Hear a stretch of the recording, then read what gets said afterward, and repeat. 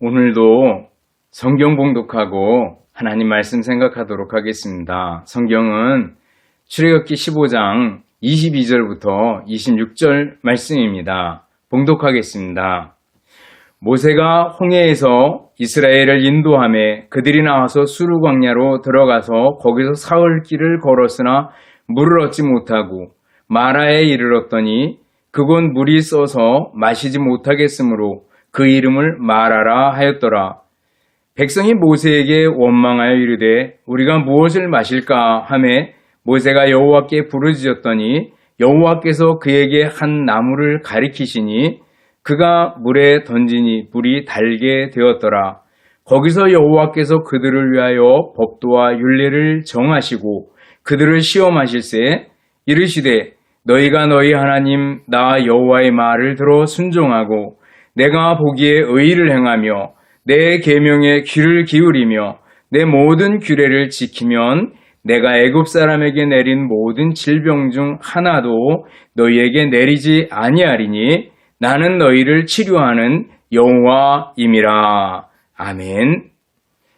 기도하겠습니다. 사랑과 은혜가 풍성하신 하나님 아버지 감사합니다. 오늘도 하나님의 말씀을 생각하는 소중한 시간입니다.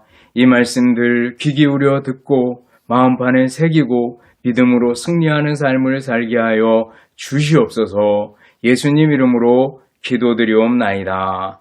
아멘. 여러분 다시 만나서 반갑습니다. 오늘도 주님께 감사하는 마음으로 말씀을 생각했으면 좋겠습니다. 우리가 살아가는 동안에 건강합니까? 감사해야죠. 일하고 있습니까? 감사해야죠. 말할 수 있습니까? 감사해야죠. 들을 수 있습니까? 감사해야죠. 걸을 수 있습니까? 감사해야죠. 우리의 감사할 조건들을 찾아서 늘 감사하는 마음 가지고 살아야 될 줄로 압니다. 오늘 본문은요, 이스라엘 백성들이 홍해바다를 건넌 후에 일이 기록이 됩니다. 출애굽기 15장입니다. 이스라엘 백성들이 홍해바다를 건넜습니다. 너무너무 신났죠. 모세의 노래가 나오고 그리고 미리암의 노래와 속옷추며 춤추는 그러한 장면이 이어집니다. 그리고 나서 수르 광야라는 데 들어갔는데 사흘 동안이나 물을 얻지 못했습니다. 그러다가 마라라는 곳까지 왔는데 거기에서 물을 발견했는데 물이 써서 먹을 수가 없었습니다. 그러자 백성들이 모세를 원망했고 모세는 하나님께 부르짖었고 하나님께서는 나무를 곁에 있는 나무를 던져라 이렇게 얘기해서 나무를 그 쓴 물에 던졌더니 물이 달게 되었습니다. 그래서 모든 백성들이 마실 수 있었다라는 얘기가 오늘 본문에 나오고 있습니다. 그리고 나서 하나님께서 그들에게 나를 내 말에 귀를 기울이고 잘 순종해서 들으면 내가 너희를 치료할 것이다. 나는 너희의 치료의 하나님이 될 것이다. 나는 너희를 치료하는 여호와임이라. 이렇게 말씀해 주시는 것을 볼 수가 있습니다.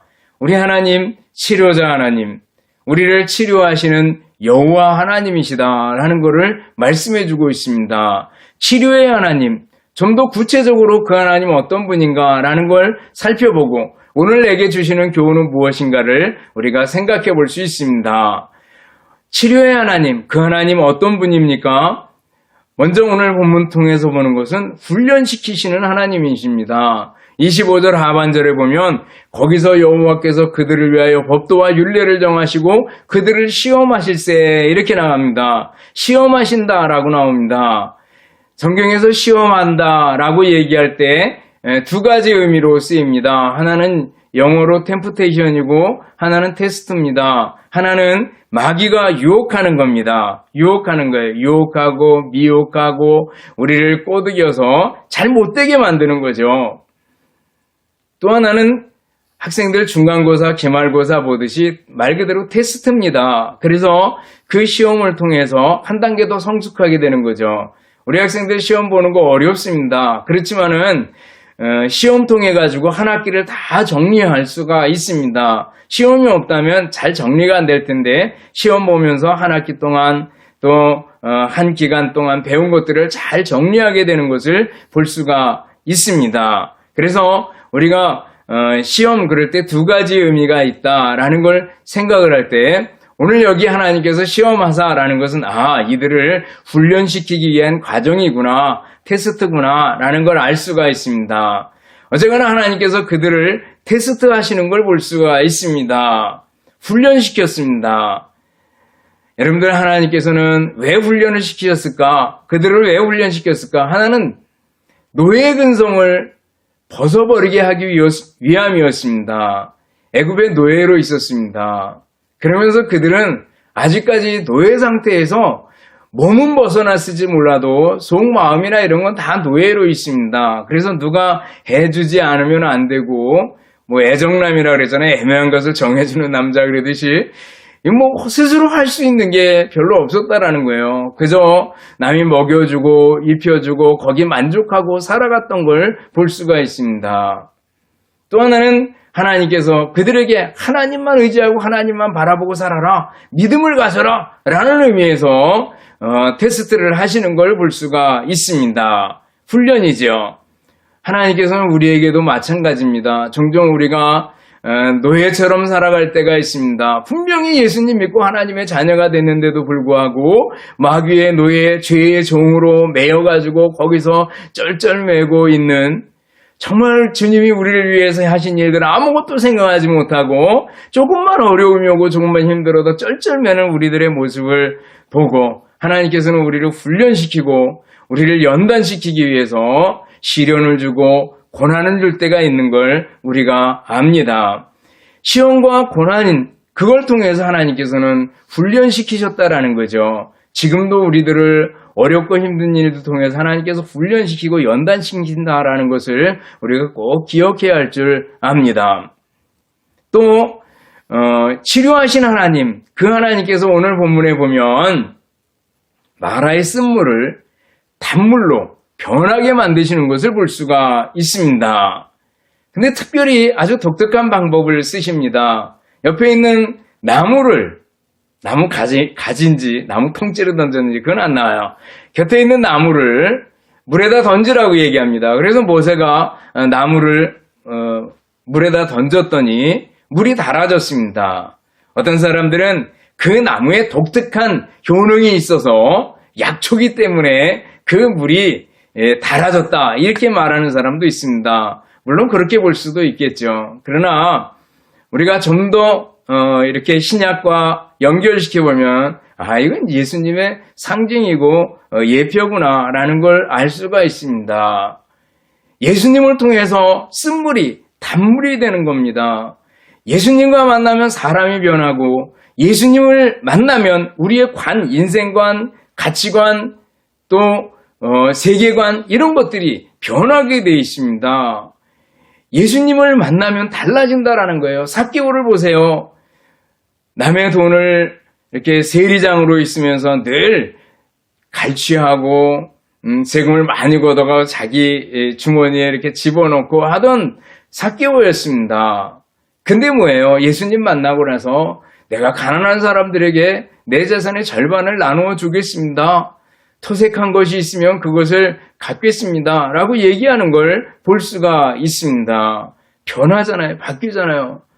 바울사도도 마찬가지입니다. 사울이었을 때 그리스도인들을 박해하고 성도들을 잡아놓고 못살게 굴던 사울이란 청년이었습니다. 그러나 예수님 만나고 어떻게 됩니까? 예수님의 복음을 최전선에서 생명을 걸고 전하는 복음의 전도자가 되는 것을 볼 수가 있습니다. 여러분들, 예수님 만나고 변화된 사람들의 모습을 보세요. 우리나라에도 김익두 목사님이나 이런 사람은 젊었을 때 거의 깡패처럼 그 과정이 있죠. 그렇게 된 폐인, 깡패 막 이렇게 그냥 살았습니다. 그러나 예수님 만나고 나서 우리나라 초대 아주 위대한 부흥사로 일하게 됐던 것을 봅니다. 우리나라에 순복음교회가 있습니다. 순복음교회 세울 때 조영기 목사님하고 최자실 목사님하고 같이 세웠는데, 최자실 목사님이 쓴 나는 할렐루야 아줌마였다라는 책을 여러분들이 한번 읽어볼 수 있기를 바랍니다. 그분이 여러 가지 실패 속에 자살하려고 산에 올라갔다가 예수님 만나고 나서 그 다음에 내려와가지고 정말 생명 걸고 복음 전하고 교회에서 늘 주야로 밤새우며 철야하며 기도하며 금식하며 지냈던 그분의 모습을 우리가 압니다. 여러분들 예수님 믿고 달라진 모습들, 변화된 모습들, 쓴물이 단물이 변하듯이 변하게 된다는 거예요. 여러분들 우리가 예수님 만나면은 우리는 바뀌게 되어 있습니다. 쓴물 같은 내 인생이 단물 같은 인생으로 변화된다라는 거예요. 우리 예수님 만나고 예수님 믿게 된다라는 것은요, 얼마나 소중한 일인지 모릅니다. 치료하시는 하나님, 말 그대로 치료하시는 하나님입니다. 우리의 질병을 능히 치료하실 수 있는 하나님이십니다. 우리 육체를 만드신 분입니다. 그렇기 때문에 우리의 속속들이를 잘 아십니다. 그렇잖아요. 그 기계나 자동차 만든 사람은 자동차에 대해서 잘 알 거예요. 그리고 고치기도 쉬울 거예요. 마찬가지로 하나님은 우리를 만드셨고 우리를 능히 고치실 수 있는 분입니다. 예수님께서 이 땅에 계실 때 복음서를 읽어보면 그 많은 일들을 행하셨는데 그 중에 수많은 일들이 병자들을 고치시는 일을 했습니다. 그래서 중풍병에 걸린 사람 고쳐주시고 한센병자를 고쳐주시고 유출병자를 고쳐주시고 한편 손 마른 사람을 고쳐주시고 열병으로 앓는 사람을 고쳐주시고 온갖 병자들을 다 고쳐주시는 전능하신 예수 그리스도, 전능하신 하나님으로서의 능력을 우리들이 볼 수가 있습니다. 하나님은 우리의 병을, 우리의 질병을 친히 치료하실 수 있는 분이십니다. 믿습니까? 여러분들 하나님께서 우리를 고치실 수 있는 분이다라는 거예요.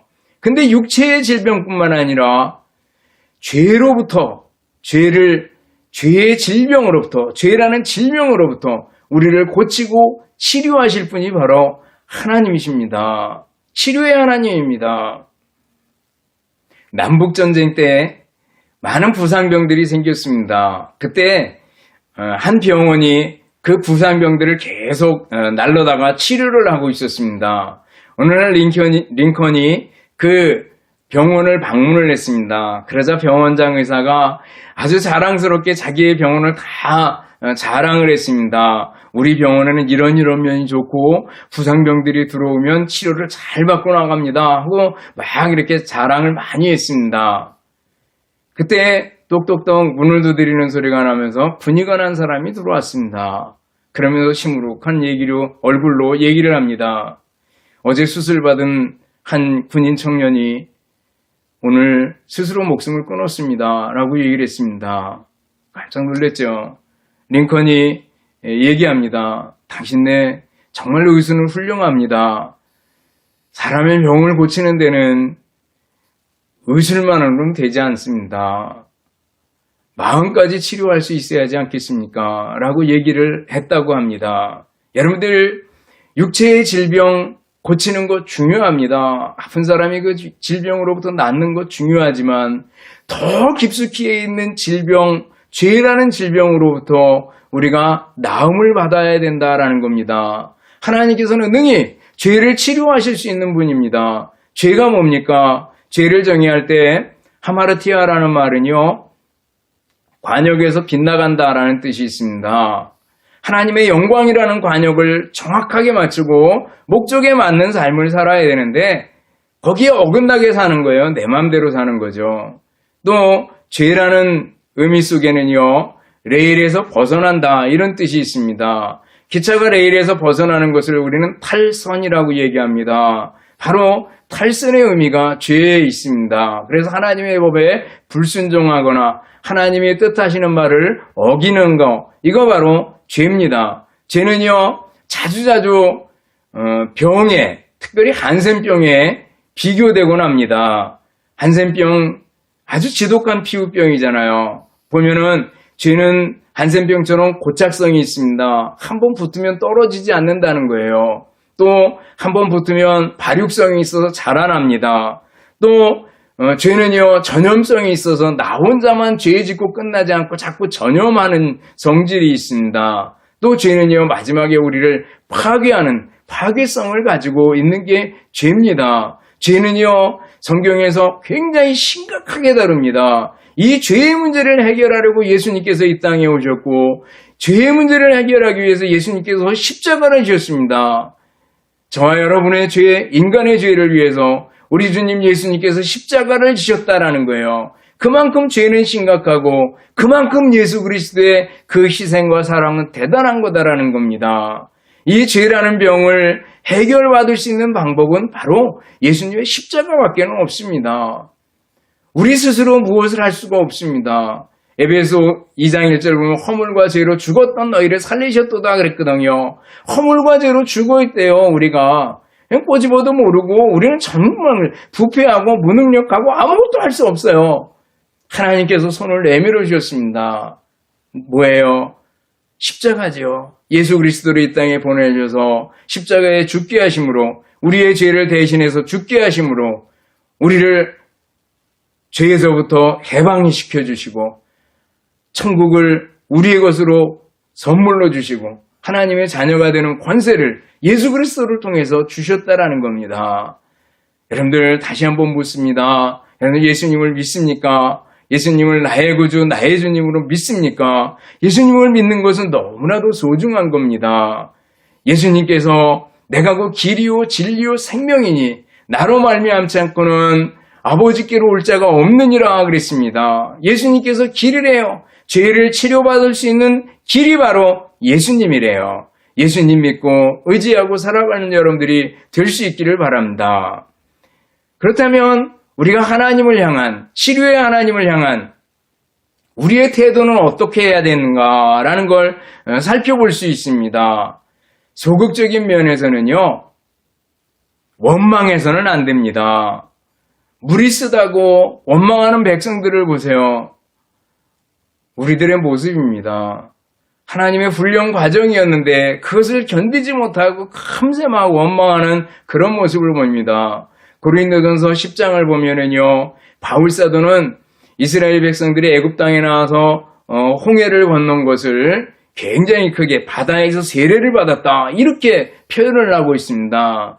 엄청난 기적을 경험을 했다는 겁니다. 그러면서 뭐예요? 저들이 불평하고 원망하다가 멸망당했다고.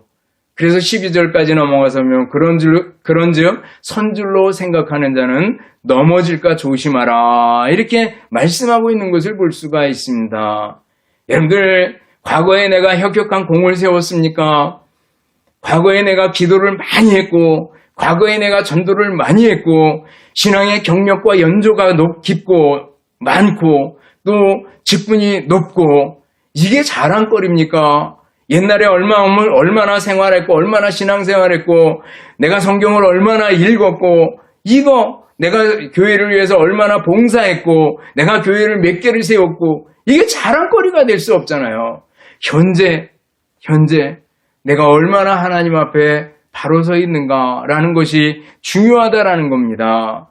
현재 내가 원망과 불평으로 가득 찬 입술을 가지고 있고 마음을 가지고 있지는 않은지 돌이켜보고 회개해야 됩니다. 넘어질까 조심해야 합니다. 오 주님, 아닙니다. 나는 성령의 도우심이 없이는 설 수 있는 인간이 아닙니다. 주님 앞에 나아가 거짓 손을 내밀고 심령이 가난한 자로 나를 도와주세요. 주님 없이 못 살아요. 이렇게 얘기할 수 있는 우리들이 되어야 될 줄 압니다. 원망하면 안 됩니다. 공작새하고 꾀꼬리하고 서로 부러워하기 시작합니다. 공작새는 꾀꼬리 보면요. 야, 어떻게 저렇게 아름다운 목소리 가졌을까? 난 그게 없어. 남의 노래를 못할까? 맨날 그럽니다. 꾀꼬리는 공작새 보고 야, 어떻게 저렇게 이쁠까? 나는 외모가 별 볼 일 없어. 나는 외모가 참 뛰어나지 못해. 이런 것 때문에 고민합니다. 그러다가 서로 원망하다가 나중에 서로 시기 질투하고 미움의 골이 깊어졌다고 얘기를 합니다. 여러분들 우리가 하나님께서 주신 게 얼마나 많습니까? 공작새에게는 공작의 날개를 주셨고 꾀꼬리에게는 아름다운 목소리를 주셨고 나름대로 하나님께서 우리에게 개성과 특징들을 주셨는데 그 모든 것 감사할 거리들을 다 잊어버리고 원망에 매여 있는 우리들은 아닌지 한번 돌이켜보시기 바랍니다. 제가 학교에 있을 때 아이들에게 예로 드는 것 중에 하나가 감사의 예화 중에 하나가 멕시코 어느 마을에 냉천과 온천이 함께 흐르는 이렇게 한쪽에 양쪽에서나 모아지는 그곳이 있었다랍니다. 그곳에 빨래하는 사람들이 있었습니다. 아낙네들이. 지나가는 사람이 참 부러워가지고 여긴 참 좋겠어요. 냉천과 온천이 함께 있어 빨래하기가 참 편하겠어요. 그랬더니 비누가 없어서요. 그리고 불평하더라는 거예요. 여러분들 우리는 주신 것에 대해서 감사해야 되는데 늘 없는 거 혹은 잘못된 거 이런 것 때문에 늘 원망하고 사는 우리들은 아니지. 물에 빠진 사람을 건져주면 어떻게 해야 돼요? 감사합니다. 그러는 게 정상이죠. 근데 뭐라 그래요? 내 보따리 어디 갔어? 내 보따리 당신 가져간 거 아니야? 이렇게까지 얘기할 수 있는 거. 속담에 돼 있잖아요. 물에 빠진 사람 건져주면 보따리 내놓으라고 한다고요. 여러분들, 우리들이 그런 모습은 아닌지 늘 원망과 불평 거기에 잠겨 있어서는 안 된다라는 겁니다. 아프고 힘들어도 원망해서는 안 된다라는 거예요. 나가 적극적인 면에서는 어떻게 해야 돼요? 믿음으로 하나님 말씀에 귀를 기울여야 합니다. 마라의 쓴물 이 사건이 있는데 오늘 보면 26절에 보면은요 하나님께서 이렇게 말씀하셔요. 너희 하나님 나 여호와의 말을 들어 순종하고 내가 보기에 의를 행하며 내 계명에 귀를 기울이며 내 규례를 지키면 내가 애굽 사람에게 내린 모든 재앙 중 하나도 너희에게 내리지 아니하리니 나는 너희를 치료하는 여호와임이라 이렇게 말씀하고 있는 걸 볼 수가 있습니다. 하나님께 순종하고 하나님 말씀에 귀를 기울이래요. 하나님의 말씀과 치료 전혀 별개의 것 같은데 하나님께서는 하나님 말씀을 귀담아 듣고 순종하면 내가 너를 치료해 주겠다 이렇게 말씀하셔요. 하나님 말씀에는 능력이 있습니다. 이사야 55장 10절을 보면은요, 이는 비와 눈이 하늘에서부터 내려서 그저 사라지지 않고 땅을 적시어가지고 소출을 나게 하고 또 싹이 나게 하고 파종하는 자에게 종자를 주고 먹는 자에게 양식을 준다 그랬습니다. 마찬가지로 하나님의 입에서 나오는 말씀도 그냥 사라지는 것이 아니라 하나님의 기뻐하시는 뜻을 이루게 된다라고 말씀하고 있습니다. 하나님의 말씀과 우리의 삶은 뗄래야 뗄 수가 없다라는 것을 얘기해주고 있습니다. 하나님의 말씀을 귀담아 듣는 사람이 될 수 있기를 바랍니다. 듣는 데서 뭐가 생겨요? 믿음이 생기잖아요. 로마서 10장 17절에 보면 그러므로 믿음은 들음에서 나며 들음은 하나님의 말씀으로 말미암았느니라 이렇게 말씀하고 있습니다. 여러분들 우리가 하나님의 말씀을 어떻게 듣습니까? 성경을 읽음으로 듣습니다. 성경을 읽어야 됩니다. 맨날 읽어야지 그리고 하루를 너무 바쁘게 그냥 지나버리고 마는 우리들은 아닌지 다시 성경으로 돌아가야 합니다. 성경을 읽고 듣고 암송하고 해야 합니다. 또 하나님의 말씀을 듣는 건 설교를 통해서 하나님의 말씀을 듣습니다. 하나님의 말씀을 귀담아 듣는 겁니다. 하나님의 말씀을 귀담아 듣고 그 말씀에 순종하려는 우리들이 돼야 된다라는 겁니다. 느헤미야를 쭉 읽다 보면은요, 성벽을 건축하고 나서 에스라를 초청해가지고 수문학 광장에 사람들이 모여가지고 7월 1일입니다. 대속제일인데 새벽부터 정오까지 학사 에스라가 읽어주는 율법의 말씀을 듣습니다. 여러분 새벽부터 정오까지 서서 하나님의 말씀을 듣는 걸 생각해 보셨습니까? 또 조금 이제 초막절을 지키고 나서 느헤미야입니다. 조금 지나고 나면 낮 4분의 1 동안은 죄를 자복하고 낮 4분의 1 동안은 제자리에 서서 하나님의 율법을 듣는 그런 장면이 나옵니다. 낮이 있는데 낮에 4분의 1, 3시간 정도 되지 않겠어요? 3시간 정도, 2-3시간 정도를 이렇게 잡아봅시다. 2-3시간 정도를 하나님의 율법을 듣습니다. 또 2-3시간 정도는 자복하는 시간을 가지게 되는 걸 볼 수가 있습니다. 그런 거 생각하면요, 우리가 하나님의 말씀을 너무 정말 새털처럼 가볍게 여기지 않는지 돌이켜보시기 바랍니다. 말씀으로 돌아가야 됩니다. 우리는 세상이 돌아가는 걸 보면서 말세다 이렇게 얘기합니다. 마지막 때다 이렇게 얘기합니다. 소돔과 고모라 때, 노아 시대, 노아 전 시대 그 말세잖아요. 그럴 때가 인간이 타락할 대로 타락할 때입니다. 왜요? 기준이 없었습니다. 사사기 끝에 보면 그때 왕이 없으므로 자기의 소견에 오를 대로 행했더라. 이렇게 말씀하고 있습니다. 기준이 없었어요. 우리에게 기준을 하나님께서 주셨습니다. 성경입니다. 하나님의 말씀으로 돌아가서 말씀을 기준으로 삼고 살아야 됩니다. 말씀은 살았고 운동력이 있습니다. 우리의 삶을 바꿔놓을 겁니다. 말씀은 우리를 쓴물에서 단물로 바꿔놓을 수 있는 능력이 있는 것이 하나님의 말씀입니다. 여러분, 하나님의 말씀으로 돌아가고 성경으로 돌아가는 운동을 다시금 일으킬 수 있기를 바랍니다.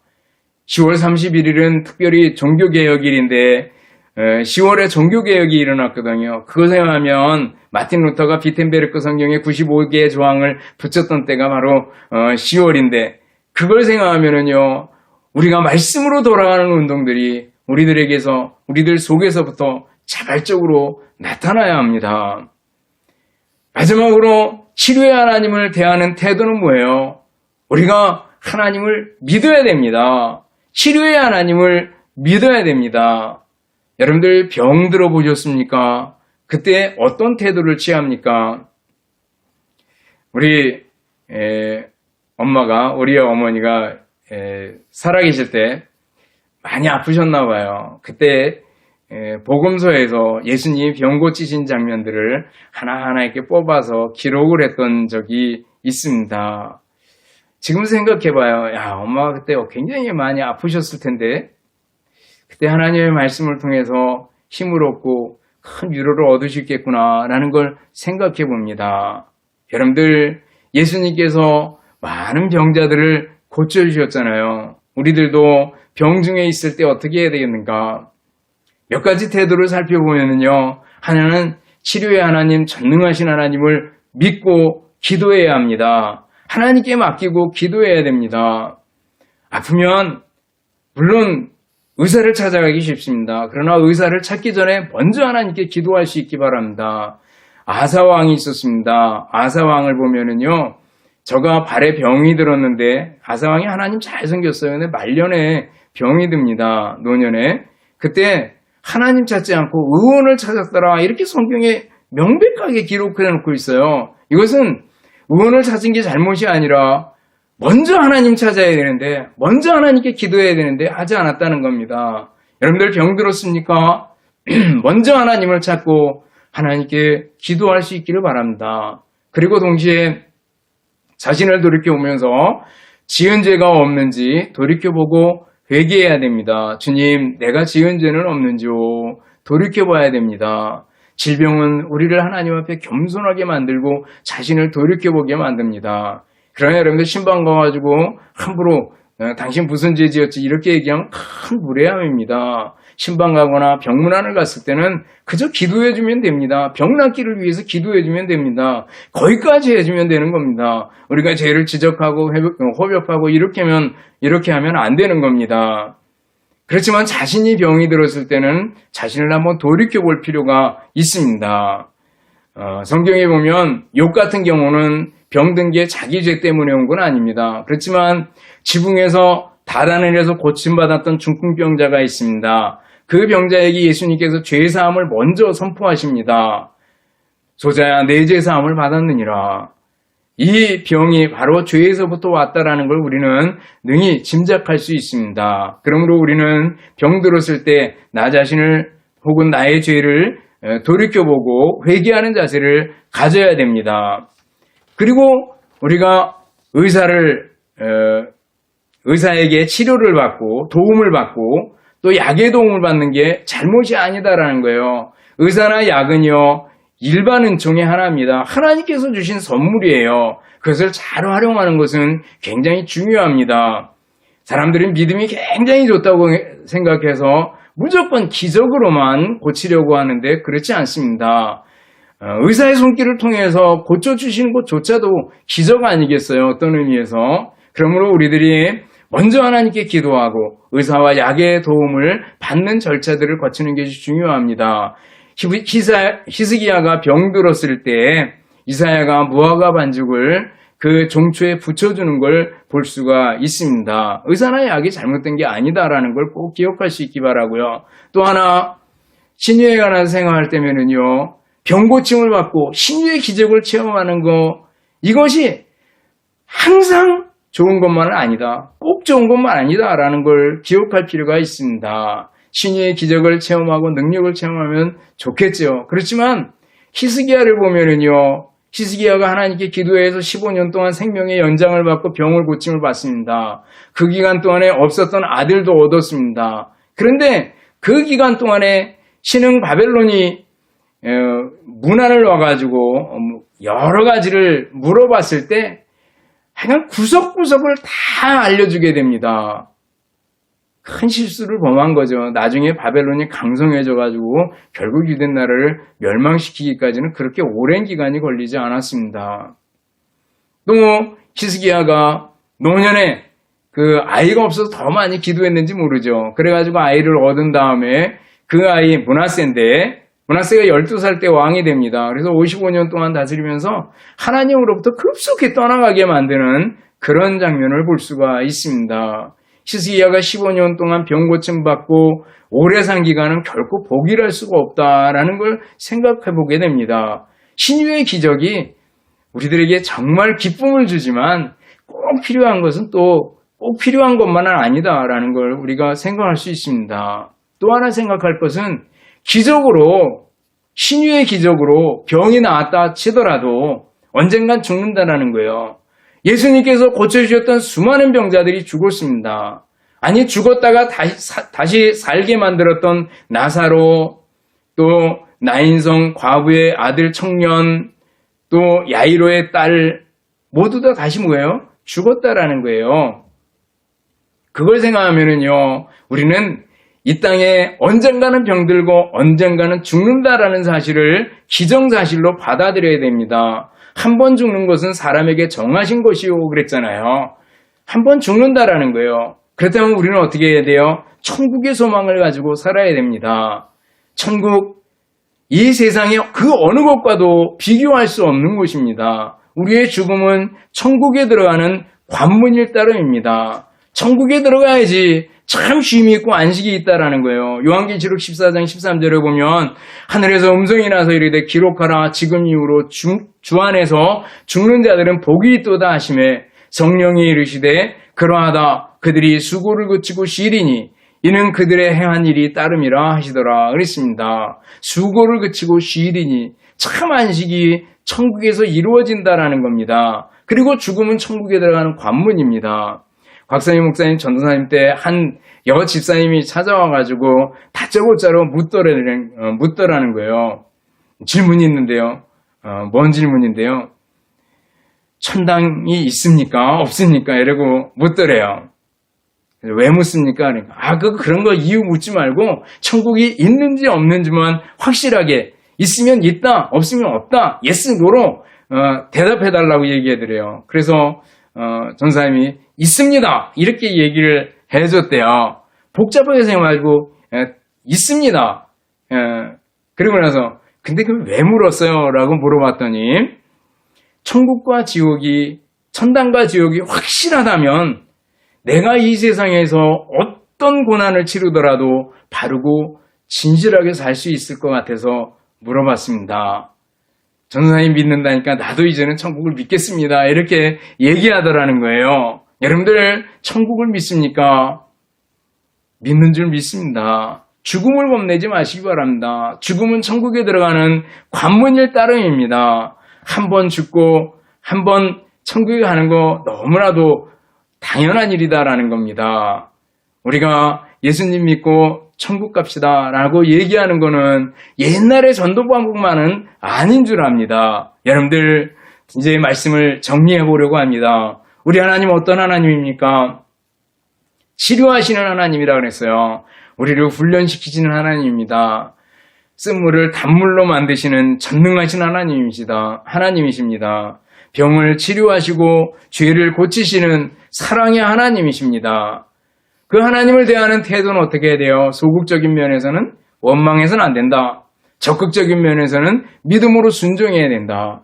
그리고 하나님의 치료를 믿고 신유의 기적을 체험하고 그렇지 못하더라도 천국의 소망을 가지고 살아가는 우리들이 되어야 될 줄로 믿습니다. 여러분들 살아가면서 병들고 힘들고 아플 때 하나님께 소망을 두고 천국의 소망을 가지고 믿음으로 승리하는 여러분들이 되시기를 주님의 이름으로 축원합니다. 기도하겠습니다.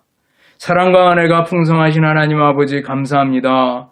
오늘도 병중에 힘들어하는 우리 성도들을 불쌍히 여겨주시고 능력으로 저들을 치료해 주시기를 원합니다. 그렇지만 그 병중에서 이겨낼 수 있는 힘과 능력을 더해 주시고 천국의 소망을 가지고 믿음으로 승리하는 삶을 살 수 있도록 은혜를 베풀어 주시옵소서. 예수님 이름으로 기도드리옵나이다. 아멘.